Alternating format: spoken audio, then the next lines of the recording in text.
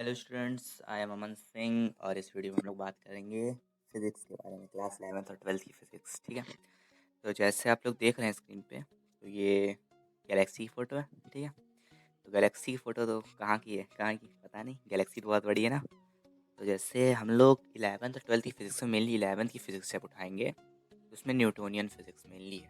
First part Newtonian physics के ऊपर पूरी बेस है। सेकंड पार्ट में भी चीज़ें हैं, फ्लूइड मैकेनिक्स, थर्मोडायनेमिक्स और ऑसिलेशंस वेव्स के बारे में है।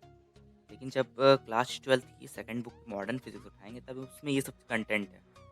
मतलब स्पेस के बाहर ही कुछ बातें की गई हैं मॉडर्न फिजिक्स में। तो इन सब फिनोमेना को समझने के लिए हमें मॉडर्न फिजिक्स और क्वांटम फिजिक्स की अच्छी खासी जानकारी होनी चाहिए। तो क्वांटम फिजिक्स के बिना तो ये सब हम लोग समझ नहीं सकते। जैसे ये फिनोमेना देखिए, ये क्या हो रहा है ना। तो क्या ये एक ब्लैक होल है? क्यों, हो सकता है कि नहीं? हो सकता है कि नहीं। देखिए, एक ये जो लाइट है वो अंदर जा रही है, इसके लाइट ब्लैक होल की तरफ जा रही है। ऐसा क्यों हो रहा है ना? लाइट है ब्लैक होल की तरफ क्यों जा रही है? लाइट तो ऐसे नहीं जानी चाहिए। लाइट कहीं भी जानी चाहिए ना, वहीं क्यों जा रही है? ऐसा क्यों हुआ कि वो वहीं जा रही है? जैसे ये एक फ़ोटो देखिए, इसमें न्यूक्लियस है। न्यूक्लियस से कुछ एमिशंस निकलते हुए दिख रहे हैं न्यूक्लियस से। जैसा कि आप जानते हैं, रेडियो एक्टिव न्यूक्लियस जो होते हैं उसमें से अल्फ़ा बीटा पार्टिकल्स निकलते हैं, अल्फ़ा या बीटा, और गामा रेज़ निकलती हैं। अल्फ़ा और बीटा के बाद गामा रेज़ निकलती हैं। कुछ उसी तरह का फिनोमेना यहाँ दिख रहा है। किसी एक न्यूक्लियस से अल्फ़ा बीटा या फिर गामा रेज़ निकल रही हैं। तो देखिए, जैसे ये यहाँ पे आप देख रहे हैं, ये ब्लैक होल है। ब्लैक होल के पास लाइट बेंड हो रही है ब्लैक होल की तरफ। ब्लैक होल के अंदर जा रही है। ऐसा क्यों? क्योंकि ब्लैक होल जो होता है उसकी ग्रेविटेशनल फील्ड बहुत ज़्यादा होती है। इतनी ज़्यादा कि वहाँ से लाइट एस्केप नहीं कर सकती। जैसे अर्थ की एस्केप वेलोसिटी है 11.2 किलोमीटर पर सेकंड, वहाँ की जो एस्केप वेलोसिटी है ब्लैक होल की वो 3 × 10⁸ मीटर सेकंड पर सेकंड से भी ज़्यादा है।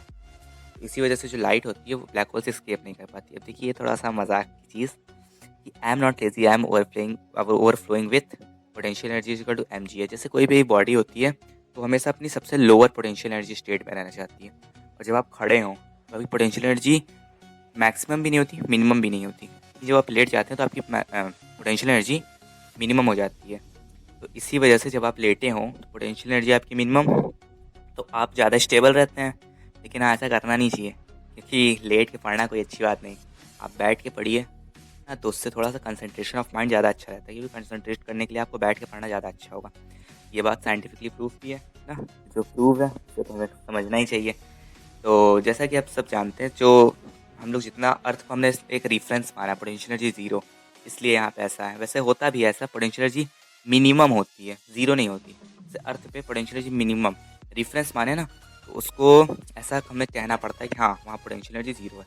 जैसे एक चीज़ और देखिए, it's not the v is equal to u plus a t ना। ये तो आप लोगों ने पढ़ा होगा, second first equation of motion ना। तो अगर v is equal to u plus a t है, इससे हमें क्या है, v और u इक्वल कर दो ना, कहीं से नहीं गिरोगे।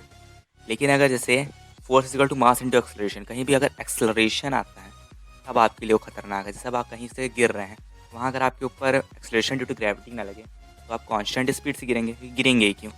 जैसे एक चीज़ देखिए, सम एस्टोनिशिंग फैक्ट्स फिजिक्स के। तो gravity travels at the speed of light. तो ग्रेविटी जब होती है, आप कहीं भी किसी भी चीज़ के ग्रेविटेशनल फील्ड क्या होती है, जहाँ पे ग्रेविटी का इम्पैक्ट आपको दिखे, किसी भी ऑब्जेक्ट ग्रेविटी का इम्पैक्ट जिस रीज़न तक आपको दिखे उसे कहते हैं ग्रेविटेशनल फील्ड। तो वहाँ पे जब आते हैं तो तुरंत आप पे ग्रेविटी लगने लगती है। ये नहीं कि कुछ 2 मिनट बाद रुके हो, ऐसा कुछ नहीं होता।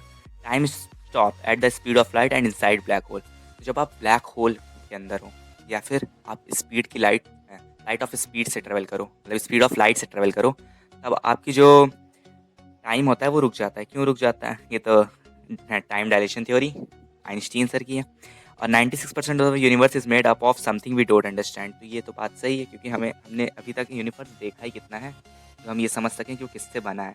N atom is 99.9999% empty space. तो एटम आप देखिए, जैसे रदरफोर्ड एक्सपेरिमेंट था तो उसमें उन्होंने बताया था ना कि एटम मेनली जो होता है वो खाली जगह है।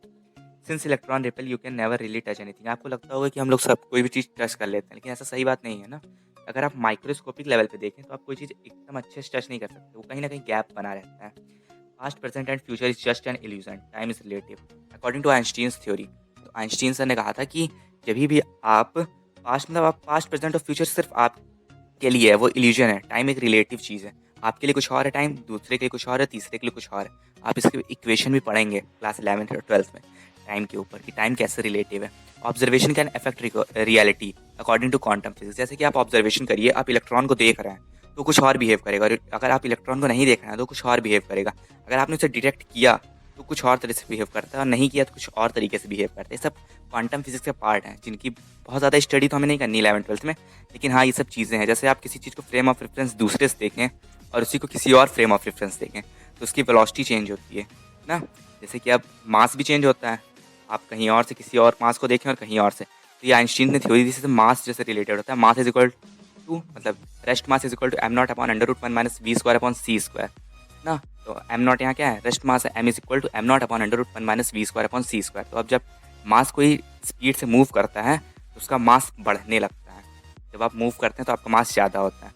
Physics fact, even traveling at the speed of light, it would take 2 million years to reach the nearest large galaxy Andromeda. Luckily, due to Einstein's special relativity, if you were traveling the speed of light, you wouldn't experience time at all. यही बात है कि अगर आप Andromeda तक जाना चाहें आपको लगेगा बहुत टाइम लगेगा, लेकिन हाँ अगर आप स्पीड की लाइट की स्पीड से चलें, तो अगर आप लाइट की स्पीड से चलेंगे तो आपके लिए टाइम क्या हो जाएगा, ज़ीरो, रुक जाएगा टाइम, टाइम बढ़ेगा ही नहीं। डेल्टा टी ऑलवेज ज़ीरो, जिस टाइम से आप चले उसी में रहेंगे। तो इस वजह से जब आप स्पीड की लाइट से ट्रेवल करते हैं तो आपको कहीं भी जाने के लिए टाइम कितना लगेगा, ज़ीरो। कहीं भी जाना है ज़ीरो टाइम, कैसे, स्पीड की लाइट से चलते हैं ना। अगर आपको कहीं भी जाना है तो आपको कितना समय लगेगा, कोई पूछे कितना समय में कहाँ कहीं जा सकते हो, ज़ीरो। कैसे, स्पीड पे बैठ, स्पीड ऑफ लाइट से, लाइट पे बैठे निकल गए ना। लेकिन ये पॉसिबल नहीं हो पाया अभी तक, लाइट की स्पीड से अभी तक कोई नहीं चल सकता। हाँ एक दो पार्टिकल्स आए हैं लेकिन वो सब अंडर स्टडी हैं, तो वो अभी तक प्रूव नहीं है। जब तक प्रूव नहीं होता तब तक हम तो नहीं मानेंगे ना। हमारे लिए तो इतना ही है। Loop quantum theory. The loop quantum theory states that at the center of a black hole you wouldn't die. Instead you will be teleported to another universe through a quantum portal. तो ये तो आपके ऊपर है, मानने के ऊपर है। इसके कोई प्रमाण तो हमारे पास नहीं है, प्रूफ नहीं है ना। प्रूफ तो नहीं है, लेकिन क्या पता ऐसा होता हो कि अगर आप ब्लैक होल के अंदर जाएं तो आप दूसरी जगह टेलीपोर्ट हो जाएं, दूसरे यूनिवर्स में। लेकिन अब ब्लैक होल के अंदर कौन जाके वापस आया जिसने बताया ऐसा ना। Gravity does not attract other object which have mass. Gravity attract those object which have energy, that's why black hole attract light, light is massless but it has energy. जैसा कि आप जानते हैं कि ग्रेविटी जो होती है वो मास को अट्रैक्ट नहीं करती। वैसे मास भी एक तरह की एनर्जी है, तो वो केवल एनर्जी को अट्रैक्ट करती है। मास क्या होता है, हमारे अंदर जितनी भी टाइप की एनर्जीज हैं उन सबका सभी को मास कहते हैं। तो मास और एनर्जी एक ही चीज़ है। जैसे कि आइंस्टीन ने अपनी मास इक्विवेलेंस में बताया था कि m is equal to mc² या m is equal to e/c²। तो ये वही बताता है कि अगर मास और एनर्जी एक दूसरे में चेंज हो सकती है, और एक दूसरे में अगर वो चेंज हो सकती हैं तो दोनों ही एक ही चीज़ हैं, क्योंकि मास एनर्जी है और एनर्जी ही मास है। ऐसा नहीं कह सकते एनर्जी मास है, मास एक एनर्जी है ना, क्योंकि एनर्जी कैसे मास हो सकता है ना। सारी एनर्जी तो मास नहीं है, लेकिन मास जो है वो एनर्जी है, सम ऑफ एनर्जीज है, कई सारी एनर्जीज का सम है वो मास है। तो मास को हम चेंज मतलब मास एनर्जी में चेंज होता है। अब यहाँ आप देखिए आयोटा, इस साल आप लोग पढ़ना है complex number, i is equal to √-1। तो आयोटा रियल नहीं है, पाई रियल है, मतलब रैशनल है, तो मतलब ये रैशनल है पाई, और 3.14 को रैशनल मानते हैं। तो यही सारी बातें आप लोगों को यही सब 11th-12th पढ़ना, जो कि बहुत मज़ेदार टॉपिक्स हैं। तो आशा करते हैं अच्छे से पढ़िए, क्योंकि फिज़िक्स बहुत ही अच्छी भी है। जो पढ़ना चाहेगा उसके लिए बहुत ज़्यादा, जैसे कि आप देखिए सर स्टीफन हॉकिंस को, ये बहुत ही हमारे जाने माने साइंटिस्ट थे। तो और एक लास्ट क्वार्ट आइंस्टीन की तरफ से, इसे पढ़िए। And all the very best for your class 11th and 12th।